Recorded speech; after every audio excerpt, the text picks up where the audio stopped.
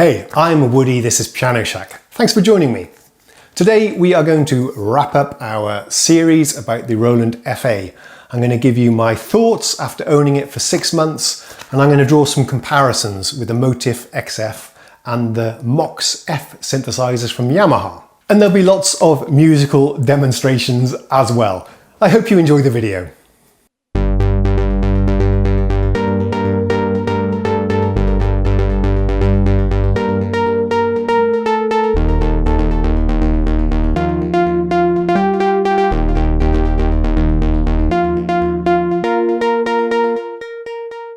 So regarding the construction and the build quality of the Roland, I'm pretty impressed actually. The case is really solid. I mean, it's plastic on the top, but it's not a flimsy, brittle, bendy type of plastic. It's pretty solid. And at least on the FA08, there is a very solid, don't know if you can hear that, but a really thick, solid, I think it's a wooden base to support this weighted keyboard. So the quality of this is pretty top notch actually. I do like the knobs, they feel quite good quality as well, with a nice feel, nice and stiff, no loose wobbly nonsense there. The buttons are nice and clicky as well, so you know exactly when you've registered a button click. In fact, coming back to the Roland FA after spending a few weeks now with the PSR was a joy. Because as I've complained about before, the buttons and the tactile interface on this is not half as good as what we have on the Roland here. We have this pads over here as well that are really well constructed and enjoyable to play. So that's all very good. Let's talk about the keyboard itself. This is the FA08, so it has the piano action weighted keyboard, which is a full 88 note sort of piano size keyboard. Whereas the FA06 has a synthesizer action smaller keyboard, which is not weighted at all. This is a joy to play. It's very nice. This is a high quality key bed actually. The keys are a good size, they're the regular piano size keys. But be aware, they are very heavily weighted, extremely heavily weighted and very sluggish to play. It works quite nice for piano stuff, for doing electric pianos and some orchestral passages perhaps. But if you want to play clavinet or some funky organ, or if you want to play synth stabs or fast synth lead passages, then you're going to struggle doing it on this. By the way, I've never tried an FA06, but I have heard that the build quality is not that great. It's more of a plasticky feeling keyboard, and the keys themselves don't have the same quality feel that the FA08 does. So if you've got space and you like a weighted keyboard, then I recommend paying the extra 500 bucks and getting this version, because it really is rather nice to behold and rather nice to play.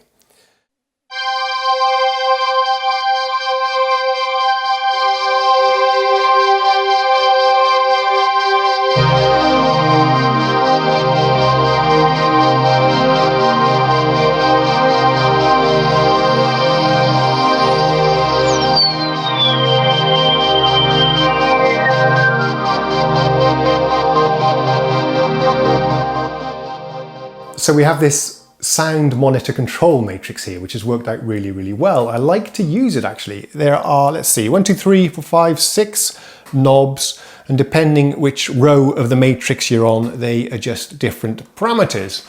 On the top row, we have the most important thing. I mean, that's the cutoff and resonance. I'm adjusting those all the time, attack and release. And as you go down the rows, you can have assignable functions, or you can have chorus, reverb to control your effects.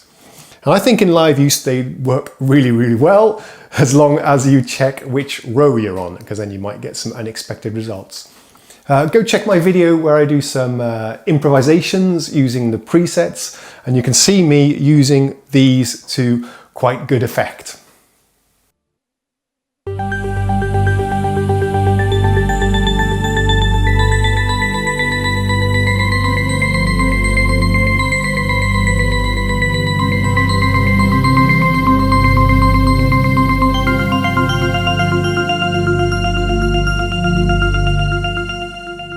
The screen itself is very, very nice. It's much better than the screen that you find on the Motif, and it's much better than the screen you find on the PSR. Even though it's quite small, it's extremely crisp, and I think it could be an OLED screen. Not sure about that, but there's something about it. It's the blacks are very, very black, and the letters and the graphics are very, very punchy and extremely colourful.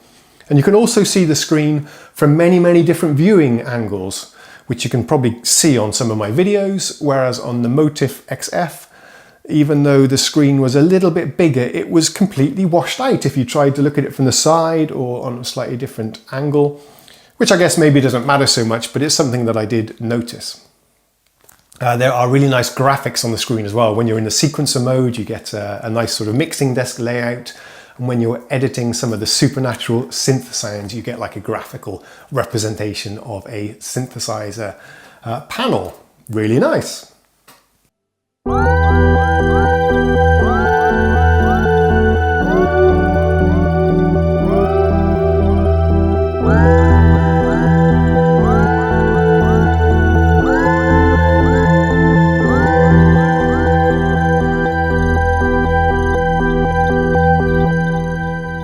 Let's talk a bit about the piano sounds. Well, they are fabulous. It's one of the strengths of this instrument. You get the supernatural tone engine, the same as it's used on the very, very high-end Roland Jupiter keyboards, the synths there, and the Integra sound modules and the high-end stage pianos. It does sound fabulous. It doesn't use samples. It's actually calculating the sound of the piano, the sound of the hammers, hitting the strings and all the resonances, which gives you a very, very realistic and extremely playable sound. It's much better than samples in my opinion. I'm not a big fan of sampled pianos. You get 4 or 5 different models, all of which sound completely different. On the Yamaha, there are a couple of different sample sets, but they kind of sound the same to me. It sounds like different pianos, but just, well, it sounds like the same piano, but just processed slightly differently or put through different effects. Whereas on this, you can really hear the characteristics of each piano. And if that's not enough for you, you can adjust some of the parameters of the algorithm, such as the hammers hitting the strings, the hardness of the felts, the sympathetic resonance, and a few other parameters that I've forgotten about. It sounds wonderful anyway and extremely playable, especially on this nice weighted keyboard.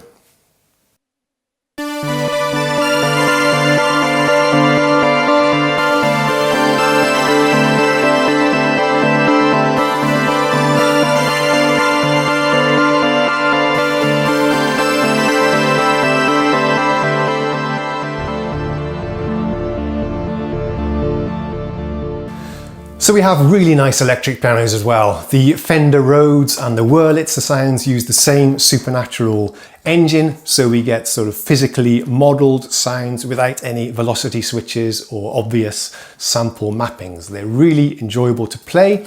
They sound fat and warm, and there are a lot of different variations available which actually sound very different to each other, so it's good. One criticism, it does sound a little bit sterile, a little bit too clean, a little bit too polished occasionally. And I do miss some of the dirt and the rawness and some of the imperfections of the real instrument.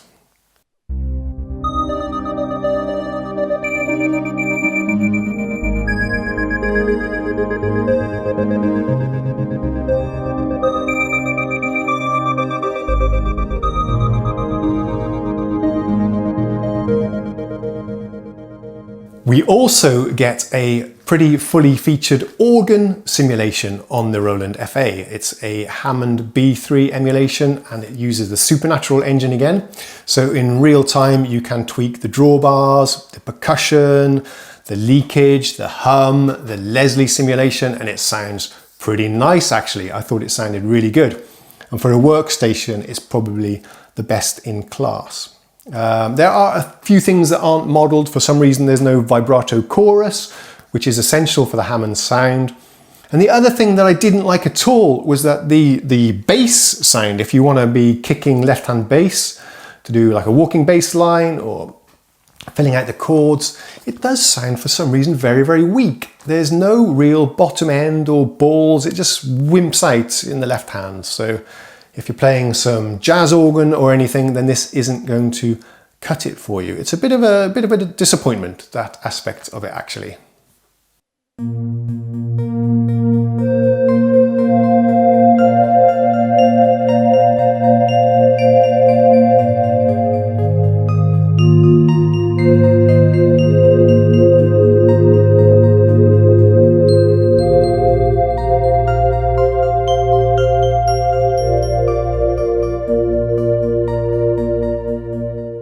Now then, the synthesizer sounds on this thing are another forte of this instrument. They sound absolutely fabulous. Again, we get the supernatural sound engine, which is emulating the circuitry of classic vintage synthesizers, and it does a really good job. It's warm, it's fat, it's very analog, it doesn't sound perfect. You can hear the oscillators wavering in and out of tune. It's really fabulous. It gives you a very, very thick sound. Everything is highly editable. You can tweak the sounds to your heart's content and you get like a graphical representation of a synthesizer panel on the screen. But remember, all of your editing is done using cursor keys to navigate between pages and parameters, and then you're using this dial wheel to spin up and down and adjust the actual values. It's very, very tedious actually. But there are thousands of presets on board, so don't worry, you can probably find a good sound that does exactly what you're looking for without you needing to do any deep editing. And again, the easy access knobs here on the front do most of the editing that you will need.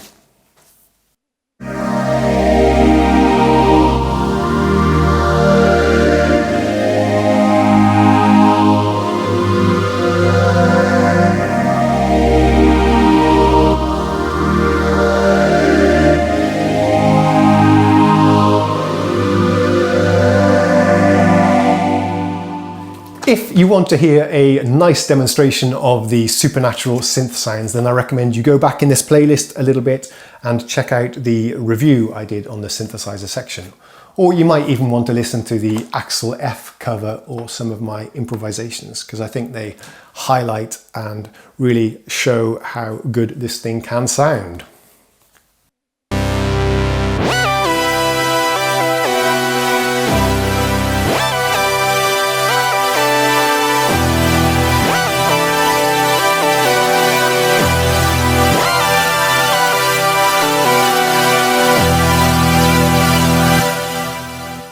There are plenty of really good drum kits as well built in. So if you're looking to program some rhythms using real sounding sounds, acoustic drum kits or electronic drum machines, this thing has plenty of choices for you there. It's got you covered.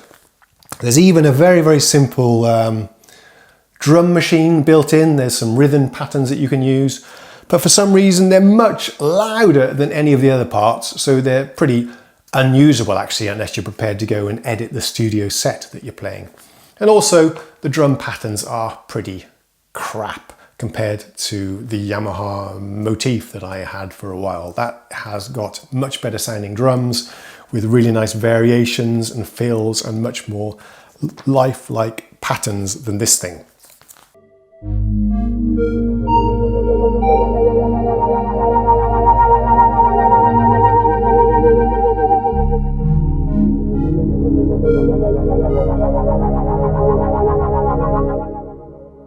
We have an arpeggiator as well, with lots of choices of different patterns and riffs and grooves, which is nice, but huge drawback here. It's only available for one part. You can only have one arpeggio running at the same time for, say, if you've got a split, you can only have it going for the right hand, or you can only have it going for the left hand, which is a huge drawback. Let's compare it to the Motif, which has I don't know, I don't remember exactly. Is it 4 or 5 different arpeggiators running at the same time? The Nord lead stuff that I've been playing with, you can have 4 simultaneous arpeggiators going. So yeah, it's a bit of a drawback, a bit of a limitation. You're not going to get this sort of backing track accompaniment sound that you can get with the Motif or the Nords.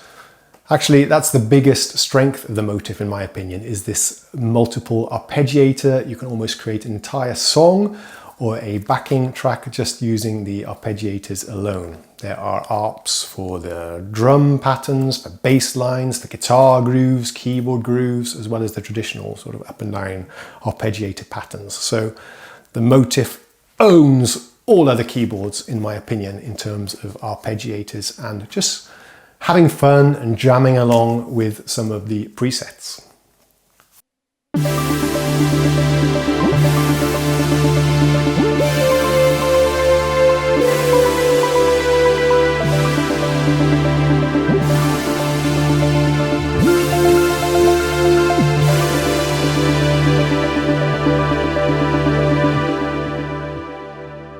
The Roland has a really nice sampler built in as well. That's what these 16 pads do over on this side. You can record something that you're playing on the keyboard to any of the pads very, very easily with just a couple of button presses. Or you can record an external input straight into the pads, and then you can manipulate the sounds in quite a deep way. Now, I haven't experimented very much with this feature at all, unfortunately. But I have used it as just a sort of scratch pad for recording little musical riffs and melodies and ideas that I come up with. It's much more convenient than messing around with a sequencer, actually. Just hit a pad, record, you don't have to worry about the tempo or anything, and then that sound is captured as long as you want. You can export it to the memory card. This thing reads micro SD cards, and then you can bring it into your computer if you wanted to do any deeper editing. So it's a really cool feature. And for live use, it's very, very nice to sort of trigger the samples from these sample pads. That's great, really good. Much, much easier to use than the sampler on the Motif, which I failed to get to grips with.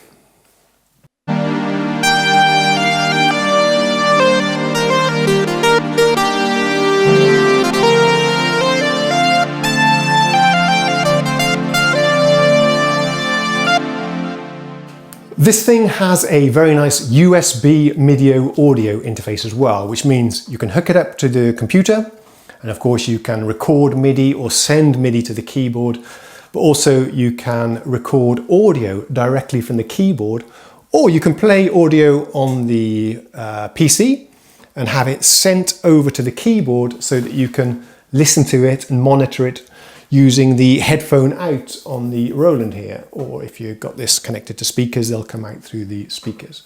So you can send audio to the computer, or you can receive audio from the computer, and it's been really, really convenient when I've been doing some of my recordings.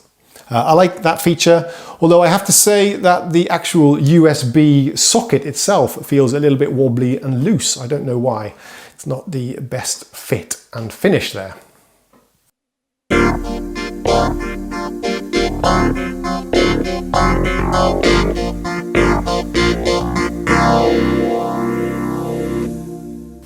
In terms of the acoustic and the orchestral sounds, I wasn't so blown away with the Roland actually, and I think the Motif XF sounds better.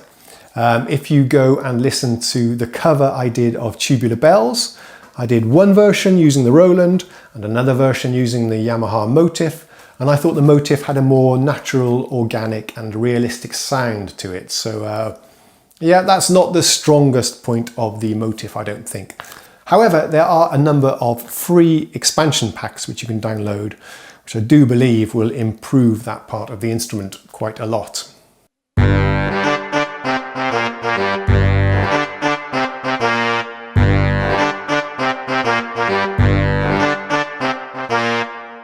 And maybe that's another thing we should talk about. There is a wealth of expansion packs that are freely downloadable for the Roland FA. All of the previous hardware cards that you could install into the XV and the JV synthesizer are now available as a free download for these, but I haven't actually evaluated that feature myself. There were enough sounds on board for me and I didn't feel like I needed any more.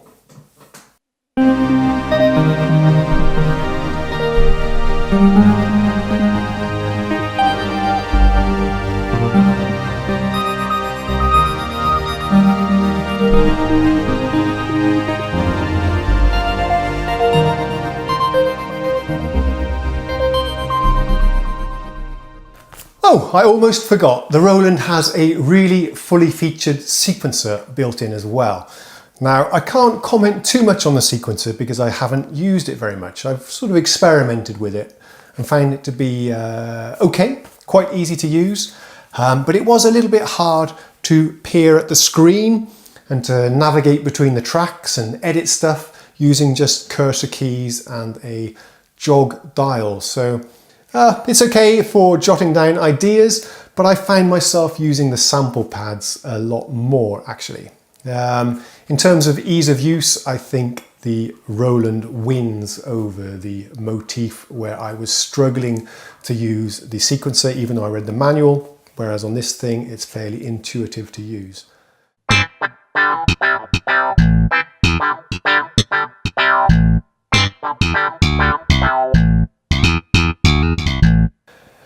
So in conclusion then, yes, I really like this keyboard. It's great. I think it's competing head to head with the MOXF, which is the same price. I think if you value the sampling features, if you value the piano sound and the electric piano sound and the organ sounds, then the FA might be a better choice. But if you're doing a lot of orchestral work, maybe film score work, or if you like the arpeggio features of the Motif XF and the MOXF, which are really great, then take a close look at the Yamaha. At the end of the day, guys, they're both fabulous keyboards and you won't be disappointed with either.